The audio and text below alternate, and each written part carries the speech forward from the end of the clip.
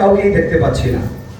আমি আশা করব আজকে যারা এত অল্প সময়ের মধ্যে এত সুন্দর একটা অনুষ্ঠান আয়োজন করেছেন, তারা যেন এই সবুজ শ্যামল পরিষদ খুলনায় যতদিন থাকবে আপনারা যেন এই সংগঠনটাকে এভাবেই সুন্দরভাবে পরিচালনা করার মতন মানসিকতা বজায় রাখেন।